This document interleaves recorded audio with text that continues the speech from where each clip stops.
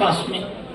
मैंने सोचा मैं तो 45 साल का, मुझे 100 साल 55 साल और जीना है, मैं केवल स्कूल कॉलेज में ही मस्त हूँ, मुझे भी पानी के लिए कुछ करना चाहिए।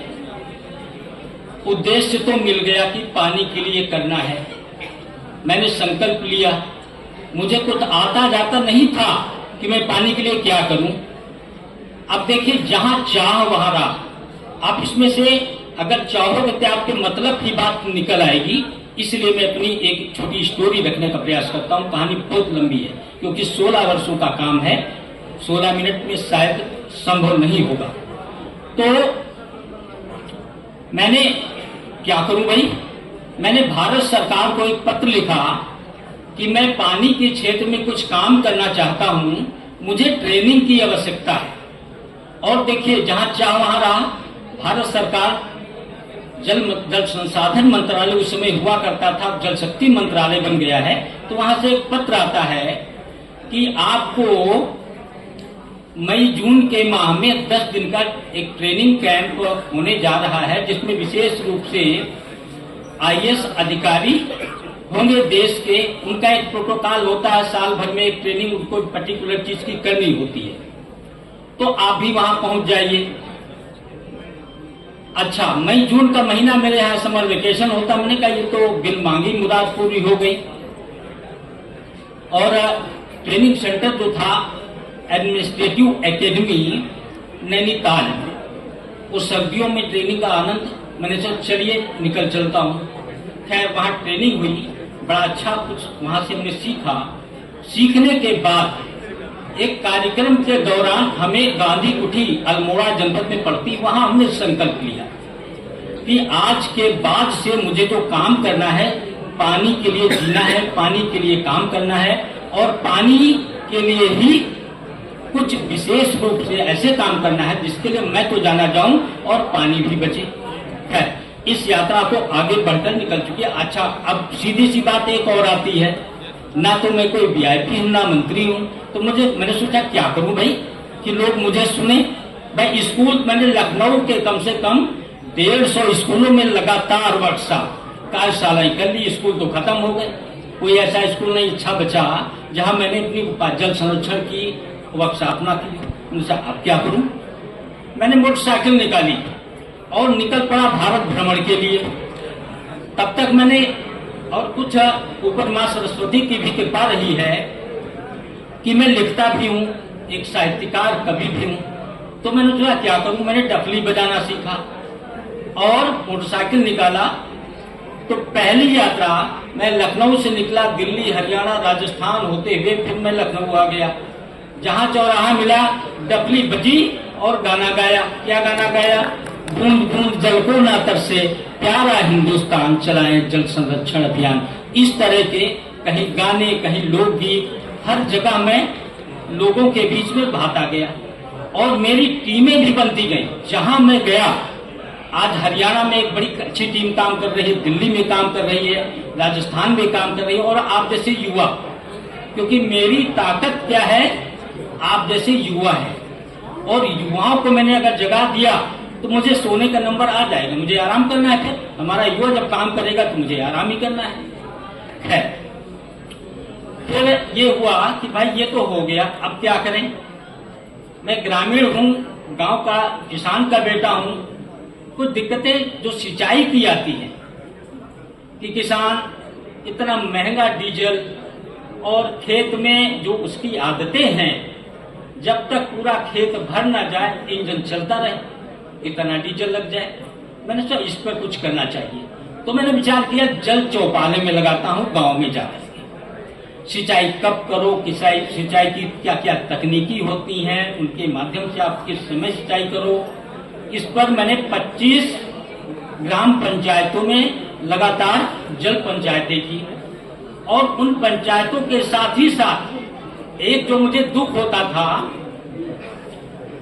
कि पौराणिक काल में कुआं, तालाब, बावड़ी बनाना बड़े ही पुण्यतम कामों में से जाना जाता था, माना जाता था। और आधुनिक युग में चूंकि अब उसकी आवश्यकता नहीं है, क्या, कुओं की, तो थोड़ा सा धर्म का पुट उसमें शामिल किया, थोड़ा सा उनको ब्लैकमेल करने की भी हमने कोशिश की, ब्लैकमेल प्यार से, उस तरह ब्लैकमेल नहीं किया।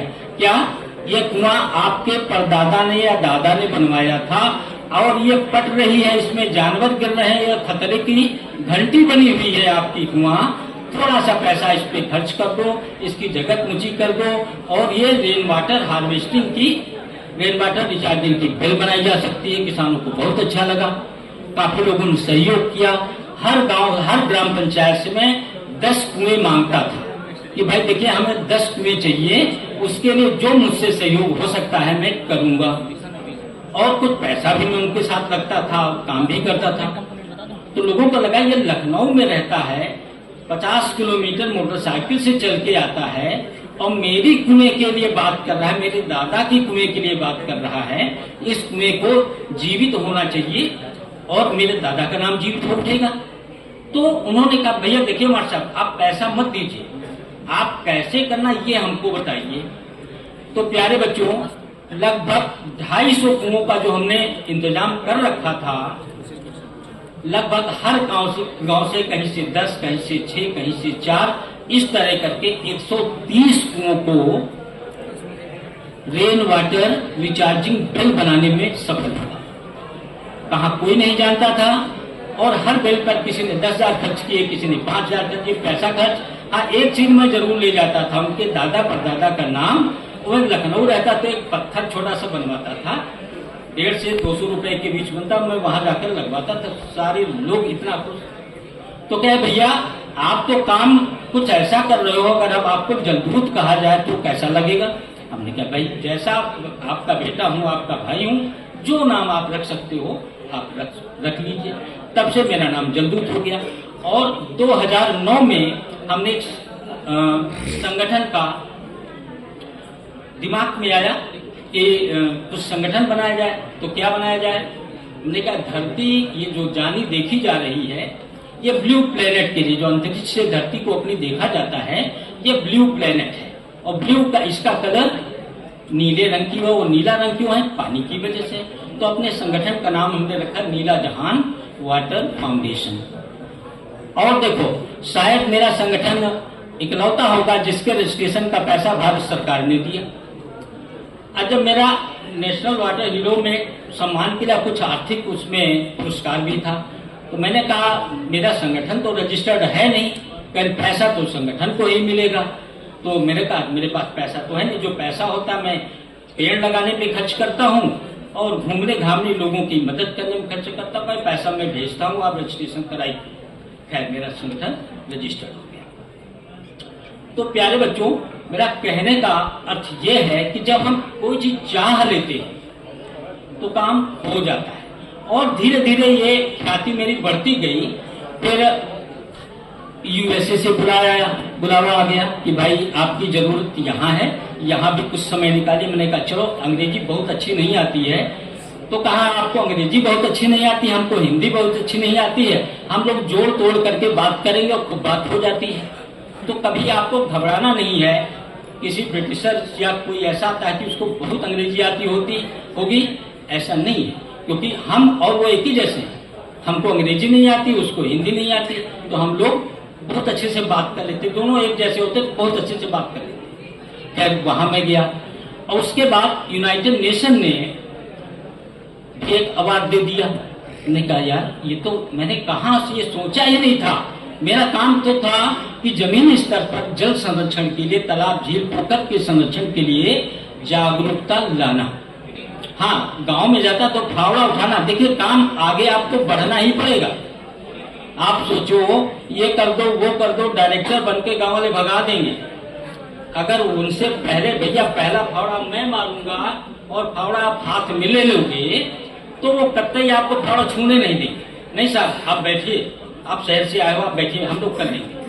तो एक चीज और आप जीवन में एक धारणा रख लीजिए कि जिस काम को आप करना चाहते हो, पहला स्टेप आपको उठाना ही पड़ेगा, चाहे वो परिश्रम का हो चाहे निर्देशन का हो।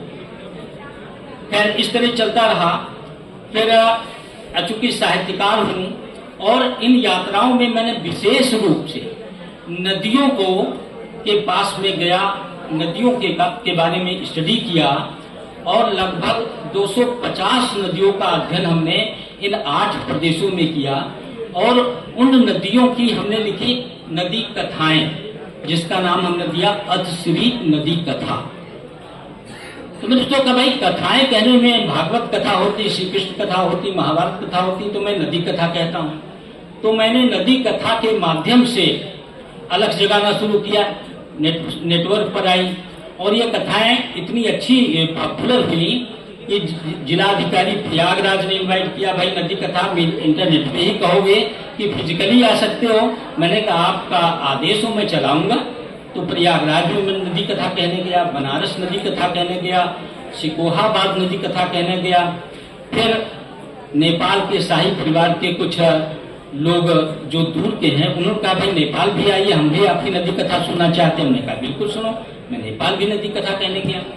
तो नदी कथाओं के माध्यम से हमने, क्योंकि ज्यादातर कुछ नदियों के बारे में हम लोग जानते हैं, गंगा यमुना सरस्वती इनके बारे, तो हमने जब 250 नदियों की कथाएं लिखी तो बहुत पॉपुलर हुई। क्योंकि ये बड़े बजट की पुस्तक थी, पुस्तक नहीं लेकिन ये हमारे पास पांडुलिपि में मौजूद है। इसके बाद हुआ कि लेक्चर, अब आते हैं कि लेक्चर सुनने की आदत सबकी नहीं होती, मेरी भी नहीं है कि बड़ा लेक्चर दिया जाए या बड़ा लेक्चर कोई सुने।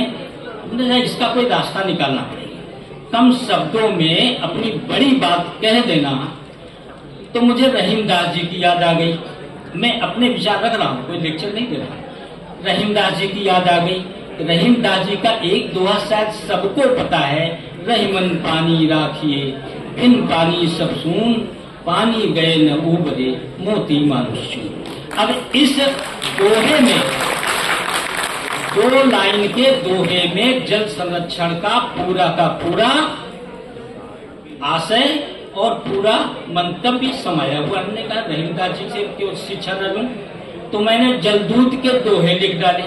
121 दोहों की एक पुस्तक तैयार हुई, जिसमें केवल और केवल पानी, पेड़, पर्यावरण से संबंधित दोहे हैं। कुछ दोहे हम आपको सुनाएंगे भी, 2-4 दोहे, ज्यादा नहीं।